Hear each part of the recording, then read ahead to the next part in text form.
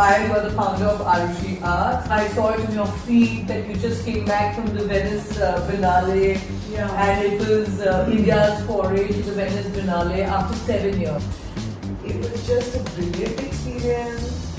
Lots of amazing. India had done a really good job. Yes, India's time has arrived. We're making waves in every field. And because I touched upon AI, I know that you have this great show coming up next year in Jan, the Bhagavad Gita and AI. I've been manifesting this since about, I think, 10 years. It just changed my life. And I think it's so relevant to a world today which is open to AI and open to storms and energy crisis and human. What are humans going to do? And now tell us a bit about your journey. And here we are at 250 shows done. Top artists in the country working with the artists like Paresh, Sanjay. You have some great artists, right? And how does art and textile design come together? Anything creative, basically, in my opinion. Anything creative is art. So this artist came about. It has only hotel art fair which has a global view on art and design. As the gallery owner, I will only tell you, I'm an art fair co-founder.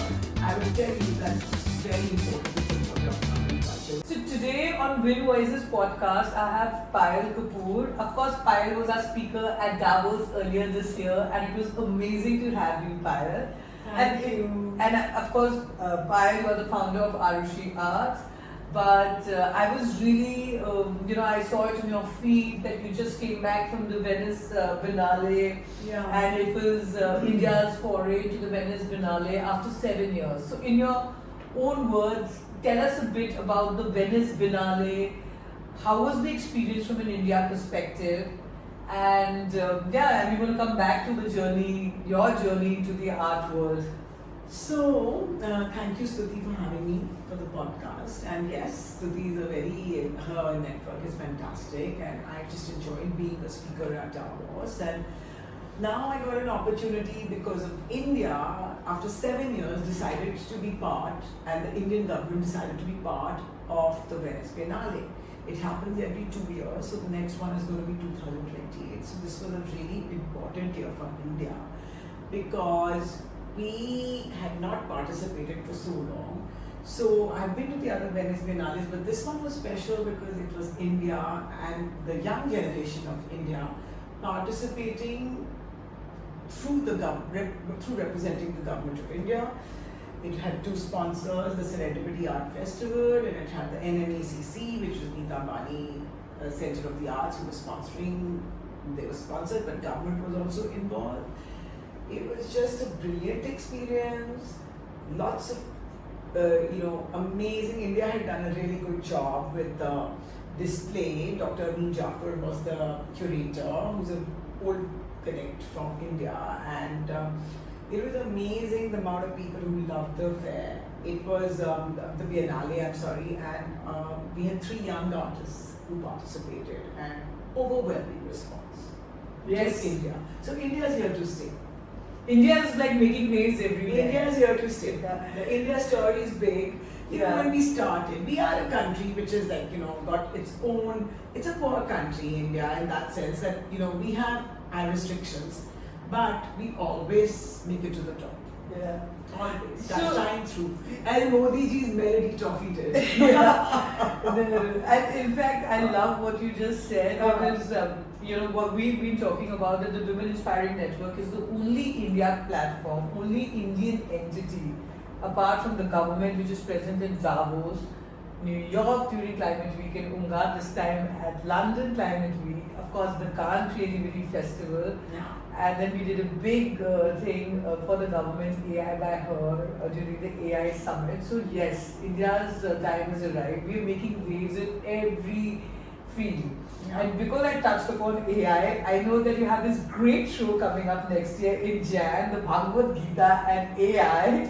So in your own words, tell us a bit about your show. So, I've been manifesting this since about, I think, 10 years that I wanted to do something because I started studying the Bhagavad Gita 8 years ago. And I'm still studying it as we are talking, but we are like on the 14th chapter, so hopefully we should complete it by the time the show culminates.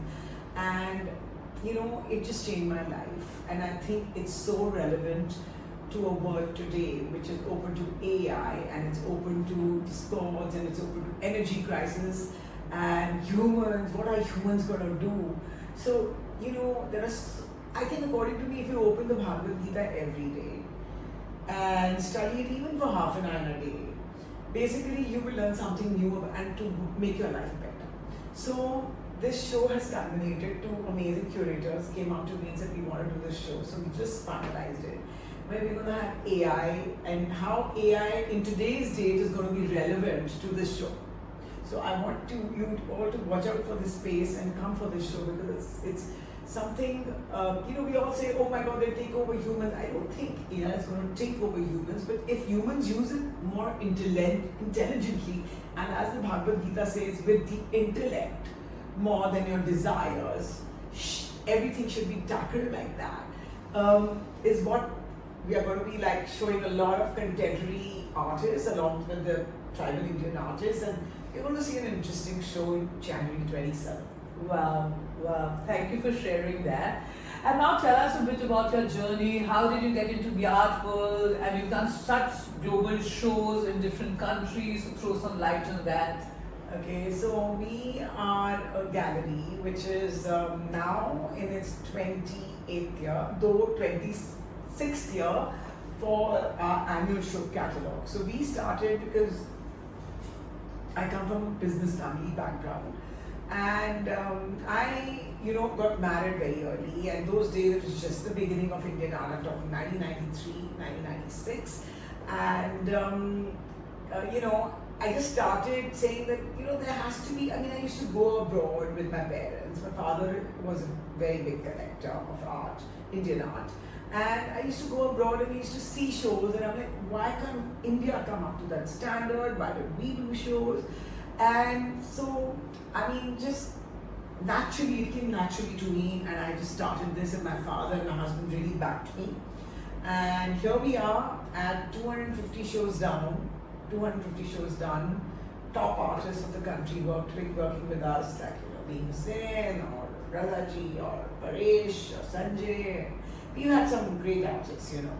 And working with international artists is now going to be our foray. We're getting into it. We are crossing, I think art crosses boundaries, it makes relationships, it makes culture happen. And it's a doorway which just opens. So yeah, it's culture, creativity, climate. Yes, climate. It's culture, a soft power. It's a soft power. And when Modi ji said that, you know, we have to make India a creative economy, that is where I took my next steps. And I said, yes, okay, Stuti, I'm coming to Davos, otherwise, you know. So I think it's the future. We're going to see lots and lots of things happening to Indian art today, from today for the next day. And hopefully we'll see you in London on June 22nd. Yeah. So you can definitely change your dates for us. I would love to try that. I hope I can. Yeah, I'll send you a message.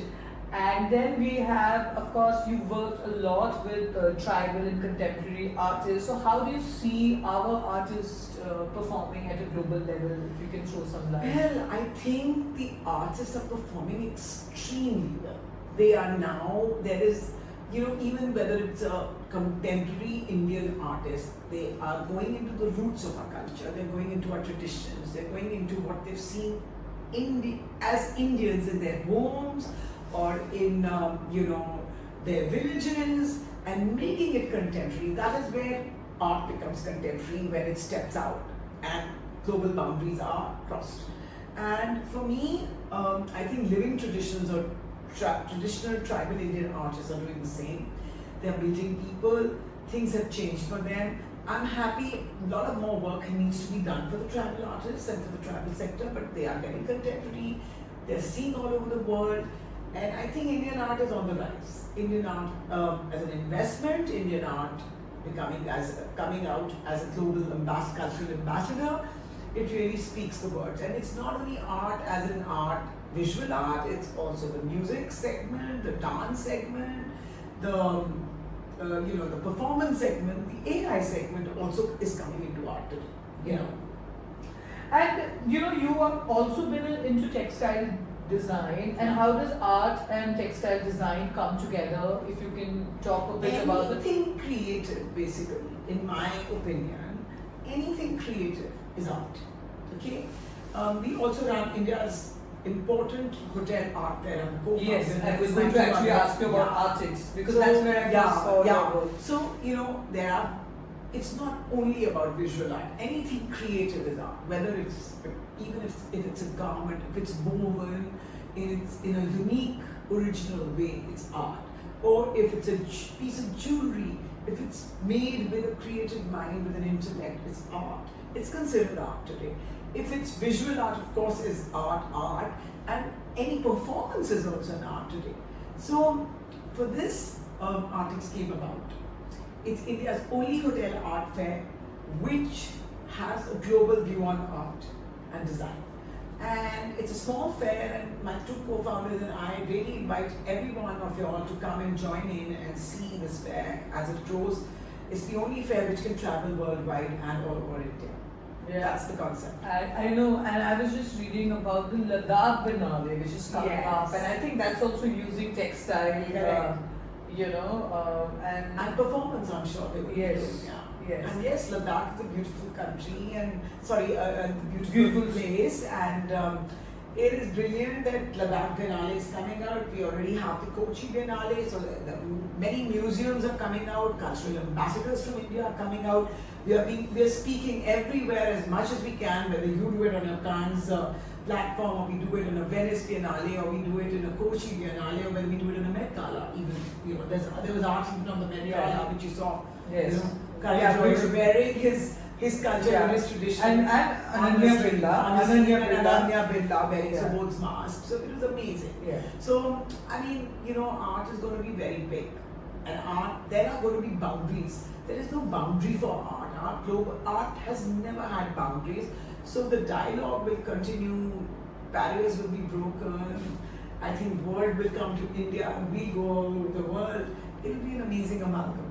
Yes, and you know, you've also, so you also always supported artists, and how important it is for us from an Indian craftsmanship to sort of preserve that in this fast changing world. And I'm sort of also going back to Venice, because you said after 7 years India showcase.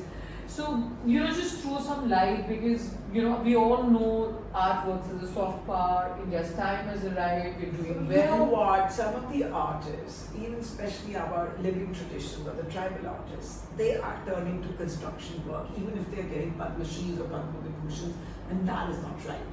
We have to support our own ethnic art that we have, and also art which even say young tradition contemporary artists, because they are the ones who are the cultural ambassadors of today's time.